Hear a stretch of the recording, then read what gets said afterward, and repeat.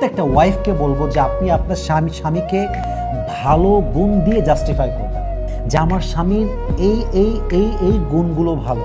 আপনার স্বামী একটু রুড, একটু বদমেজাজি, কিন্তু আবার দায়িত্বশীল, কাজ করে, ফ্যামিলির জন্য যুদ্ধ করতে রাজি আছে। কিন্তু পুরুষ মানুষ তো রাগ একটু বেশি হয়, রাগ উঠলে কথাবার্তা উল্টাপাল্টা হয়েই যায়।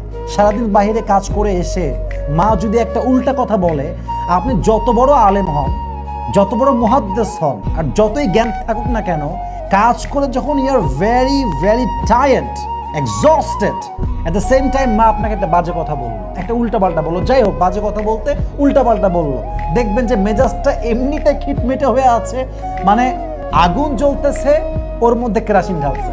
It's just like that. তো এই সময় পুরুষের মেজাজটা হট হবেই। কিন্তু আপনার পুরুষটা দায়িত্বশীল, ফ্যামিলির জন্য সে স্যাক্রিফাইস করতে রাজি আছে, সে একজন নিবেদিত প্রাণ পুরুষ, বাস সব ভুলে যান, সব ভুলে যান।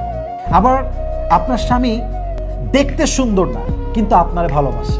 একদিকে বাজে গুণ, দেখতে সুন্দর না, আর একদিকে ভালো গুণ, আপনারে ভালোবাসে। আপনি সবসময় পজিটিভ সাইডগুলোকে ফলো করবেন। জাস্ট মাথায় রাখবেন যে সংসার কখনো বাজে গুণকে সামনে আনলে হয় না। সংসারটা হচ্ছে হাজার বাজে বদগুণকে দাফন করে কিছু ভালো গুণকে সামনে রেখে আজীবন হাত ধরে থেকে যাওয়ার নামটাই হচ্ছে সংসার। ঠিক কিনা বলেন?